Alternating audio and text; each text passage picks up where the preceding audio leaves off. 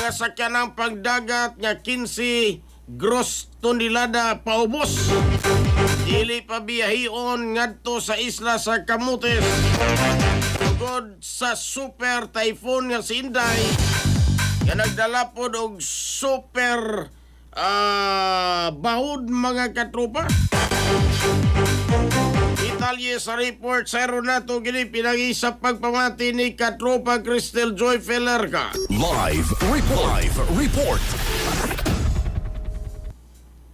Nipagawas og advisory ang Coast Guard Station Camotes kagabi nga dili tugutang makabiyahe ang mga sakyanang pangdagat nga may 15 gross tonnage paubos tungod sa hulga nga dala sa Super Typhoon Inday.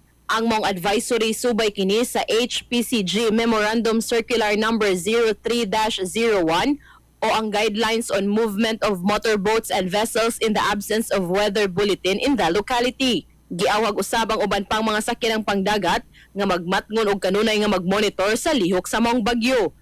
Tugutan hinuon sa maong buhatan nga mobiyahe ang mga gagmayng sakyanang pangdagat sa hinungdan nga ibalhin kini sa mas luwas nga lugar apan gikinahanglan ang written request. Kinahanglan usab nga walay karga nga mga pasahero sa maong higayuna. Gipahibaw sa PCG Camotes nga epektibo ang maong advisory hangtod nga di pa sila mopagawas og laing advisory nga tugutan ng makabiyahe ang mga gagmayng sakyanang pangdagat. Para sa atong mga katropa nga gustong paligunon ang immune system, malikayan ang ubo, hilan at labad sa ulo ug di makahilab sa tiyan, ang Santhone Vitamin C, the alkaline vitamin C maoy haom alang kanato mga katropa. Alang sa nagkayusang Pilipino para sa Pilipinas, kininyong katropa Crystal Joy Felerka, XFM News.